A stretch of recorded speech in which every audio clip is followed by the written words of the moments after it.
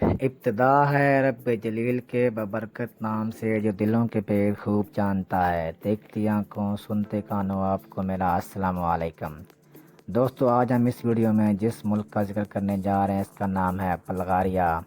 یہاں آج بھی دلہن بازار لگتا ہے، بولی لگائیں اور دلہن خرید کر لے جائیں۔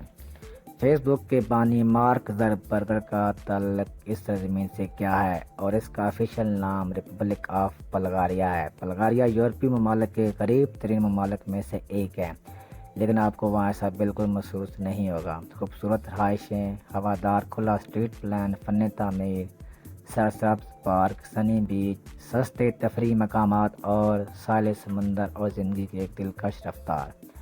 بلغاریہ اور رومانیہ کی سرحد دوستوں قدرتی ہے، جس میں ایک دریا دونوں کے درمیان بہتا ہے۔ اس کا کل رقبہ 1,10,993 ہیکٹر ہے اور یہ دنیا کا 103واں بڑا ملک ہے۔ یورپ کے 16ویں بڑے ملک بلغاریہ کے دارالحکومت کا نام صوفیہ ہے۔ یہ ملک کا سب سے بڑا شہر ہے اور یہ ملک کا معاشی شہر ہے، اور یہ بہت ہی بڑا خوبصورت اور دلکش شہر ہے۔ یہ یورپ کا اولڈ سیکنڈ سٹی ہے۔ صوفیہ میں بے شمار اعلیٰ درجے کی جامعات، کالج اور ثقافتی مرکز، کمرشل ادارے، دریا اور خوبصورت پہاڑ، خوبصورت ریستوران، نائٹ کلب اور ثقافتی دلچسپی کے بہت سے مقامات پائے جاتے ہیں۔ غیر ملکی سیاحوں کی توجہ کا مرکز ہے۔ یہ ٹھنڈا شہر ہے، یہاں کا اوسط سالانہ درجہ حرارت 10 ڈگری سینٹی گریڈ رہتا ہے۔ صوفیہ میں چند قدموں کے فاصلے پر آپ کو مساجد اور گرجا گھر ملیں گے۔ ملک میں بہت ساری قسموں کے گلاب اگتے ہیں۔ اس کی روز ویلی سے دنیا کا 80% روز آئل نکالا جاتا ہے۔ یہ یورپ کا تیسرا بڑا ملک ہے، جہاں 3500 سے زائد پودوں اور 415 سے زائد پرندوں کی نسلیں پائی جاتی ہیں۔ ملک کے لوگوں کی زبان بلغارین ہے اور یہ بہت سے زیادہ لوگ یہاں پہ بلغارین پائے جاتے ہیں۔ ملک میں روزانہ 2 منٹ کے لیے اپنے ہیروز کی قربانیوں کو خراج تحسین پیش کرنے کے لیے سائرن بجائے جاتے ہیں۔ اس وقت تمام ٹریفک رک جاتی ہے اور ہر شخص کھڑا ہو جاتا ہے۔ یہاں ٹریفک کی سمت دائیں طرف ہے اور سٹیئرنگ لیفٹ ہینڈ ہوتا ہے۔ بلغاریہ کی آبادی تقریباً 70 لاکھ ہے۔ یہ دنیا کے ان ممالک میں سے ایک ہے جس کی آبادی بڑھنے کی بجائے کم ہو رہی ہے۔ بلغاریہ کے اکثر بچے غیر شادی شدہ ماؤں کے ہاں پیدا ہوتے ہیں۔ بلغاریہ کا پسندیدہ ترین کھیل فٹ بال ہے۔ ملک کا نظام حکومت متحدہ پارلیمانی جمہوریت ہے۔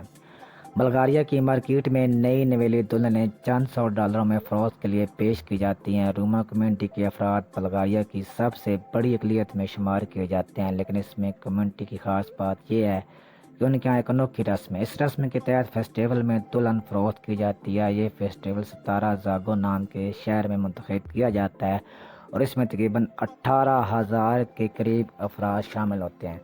دلہنوں کا یہ بازار اہل خانہ کو مواقع مہیا کرتا ہے کہ وہ اپنے بچوں کے لیے اچھے رشتے پکے کرے۔ دلہن مارکیٹ میں عام طور پر لڑکی اپنے والدین کے ہمراہ موجود ہوتی ہے۔ کوئی لڑکا کسی لڑکی میں دلچسپی ظاہر کرے تو ایسے موقع پر دونوں کے والدین یا سرپرست ایک دوسرے سے ملنا ضروری سمجھتے ہیں۔ دلہن کی قیمت $3,000 سے $6,000 تک ہو سکتی ہے۔ اس کمیونٹی کے افراد 15 یا 16 برس کی عمر میں لڑکیوں کو اسکول بھیجنا بند کر دیتے ہیں تاکہ وہ کئی لڑکوں سے میل جول نہ بڑھائیں۔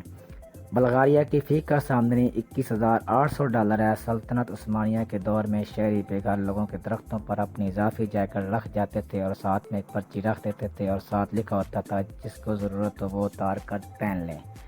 آج بھی یہ روایات کئی ممالک میں جاری ہے۔